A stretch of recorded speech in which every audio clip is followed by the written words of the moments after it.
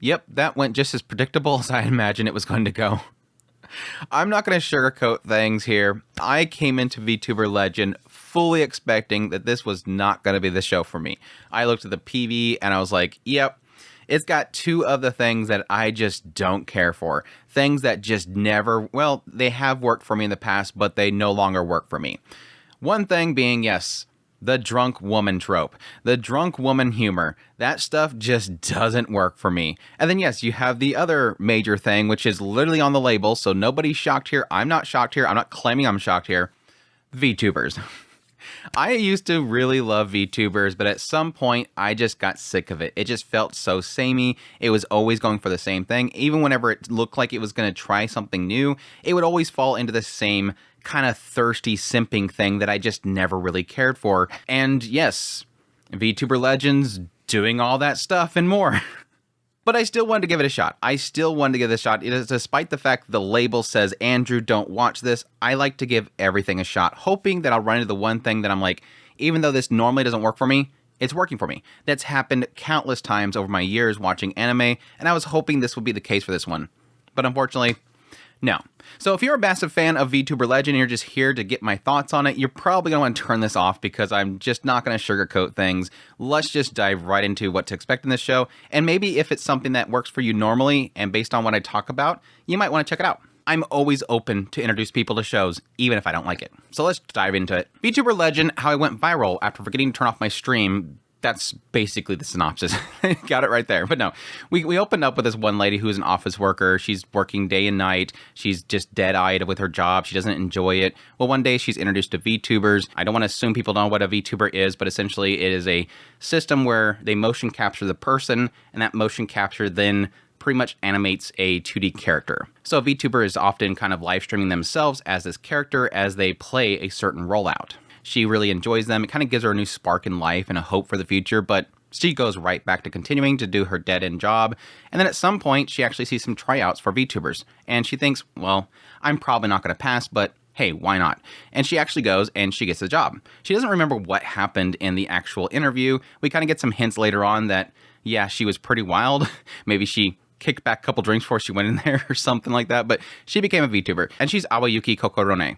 And she's a very prim and proper princess lady, like very clean, very pure. And yes, her viewership and whatnot's not doing very well. She's actually coming to a point where she's not getting monetization, and thus she's probably going to have to find work again. Well, one night when she finishes a stream, she goes to turn off her stream and things kind of freeze up, and she kind of just assumes that it's off, and she starts cracking some cold ones and just kicking them back over and over again. While, yes, broadcasting to the entire world, at least her vocals, her mic's open and everything. She jumps over to her other gen mates and watches them do streams and says a lot of very inappropriate stuff, like how she wants to, yes, rub one to the person and wants this person to be her baby and all this kind of stuff. Just a lot of inappropriate stuff until eventually she passes out. The next morning, she gets a phone call from her manager, and her manager's like, okay, I want you to stay calm. You're gonna listen to what I say, stay perfectly calm, turn off your stream.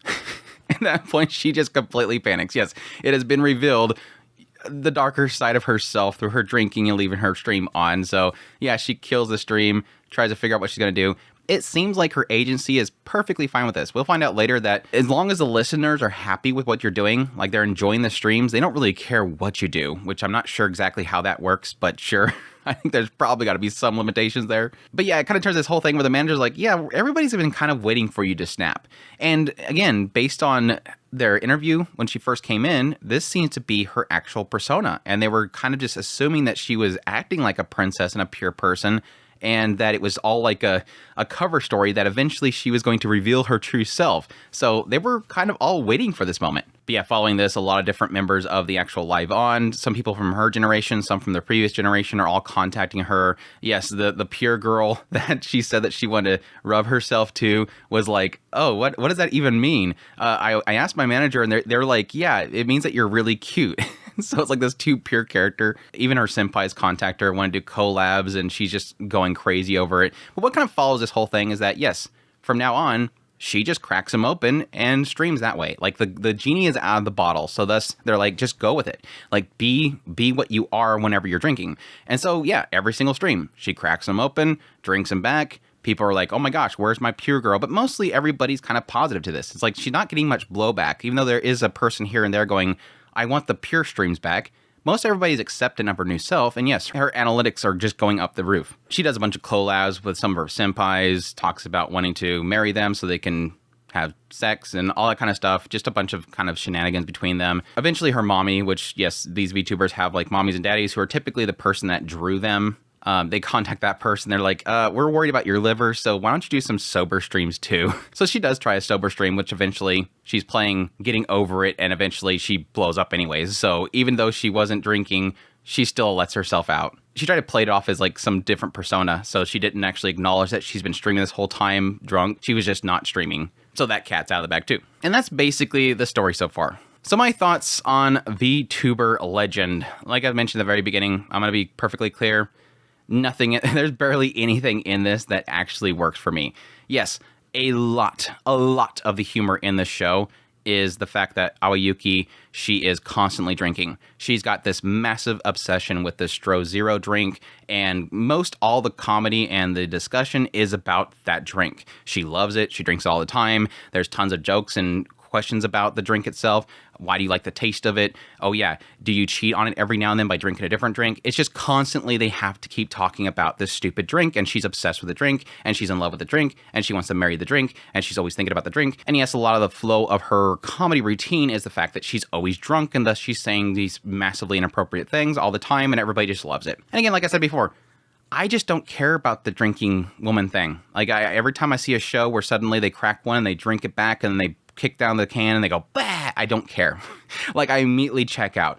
I'm not a liquor person. I've had it before. It's just something that I don't care for. It's one of those things where it's like it's a struggle for me. And this is kind of a weird thing to get into, and I'm going to get into it anyways. Drinking is often equated to the idea of someone removing the locks that they have and thus speaking the truth, speaking what they really feel, because they're kind of all those mechanisms for stopping yourself is gone. And thus people feel like they're a lot more fun in that regard. Like it helps them loosen up and thus they act goofy. But I always feel like it kind of more multiplies that mentality more than anything. And thus I don't feel people are genuine when they're drunk. And so whenever comedy comes from that, or the idea of somebody having entertaining fun, I just don't feel it's genuine. Thus I don't care for it. I like to have fun in natural state. And so yes, that doesn't work for me personally. It's just a personal thing. But yes, obviously the other side of this whole thing is the VTuber aspect. I do like the fact that in this show, they keep the character outside of the actual live streaming as the character. I was kind of wondering how they were going to handle that whole situation, having, Aoyuki and she's, doing her live streaming, and then suddenly it cuts to her in her room and it was going to show her actual self, and thus she looks way different, and thus you'd have like kind of this back and forth between the VTuber model and their actual self. But they actually kept it consistent elsewhere. The only time when that doesn't seem to work for me is when Aoyuki goes out and she actually starts hanging out with like Sei and Shion. And she's sitting at a restaurant, and there's a kitsune in front of her and a demon girl in front of her, and they're at a restaurant. It kind of like completely gets past that whole like awkwardness of, hi, who are you? Oh, I'm Shion. Oh, I recognize that voice. Yes, you're Shion. No, they're literally like the VTuber models in front of them, and so they immediately know who these people are. And it's like, this is kind of weird, but at the same time, again, I kind of like that, because the whole fantasy behind a VTuber is the idea that you don't know what they actually look like. And the idea of like leaking out who the actual person is behind the VTuber model is sort of like taboo. It's kind of a thing that breaks that immersion. So again, I kind of like it in the story to keep it to their VTuber models, because it kind of works, that fantasy. But again, like I said earlier, I don't personally care for VTubers. I used to really enjoy them, like watch Pekora and stuff like that. I used to love like the old generation of VTubers, the early ones. But again, at some point, I felt like it got repetitive. I felt like every single VTuber that I would go, okay, let's try this one out. This is this new one that came out.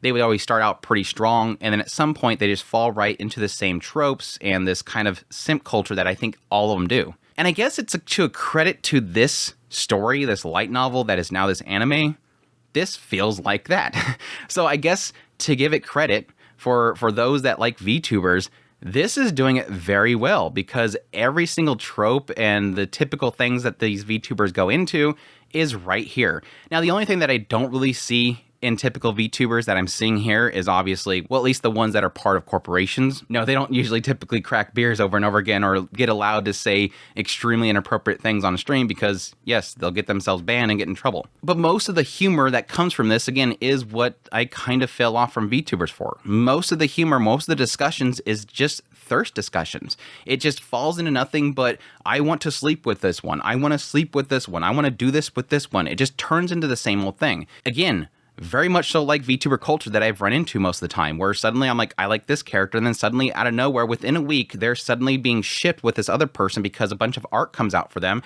and thus they kind of feed into it because people like that. They feed into what the audience wants, and they lose their self. Now, VTuber Legend, the show, is trying to make it out like this is just what Aoyuki likes. She likes to thirst for these other girls. She's super into that stuff, and just so happens all the rest of them are thirsting for each other too. It's just a bunch of Yuri characters that all want to thirst for each other. And that's funny in its own right, but again, because it feels so like the simp culture of VTubers, that's what kind of ruins it for me. Again, to be perfectly clear, that's not all VTubers, I'm just saying that that's what kind of pushed me away from that culture. And again, it's kind of evident here because this writer is literally making it happen in their story.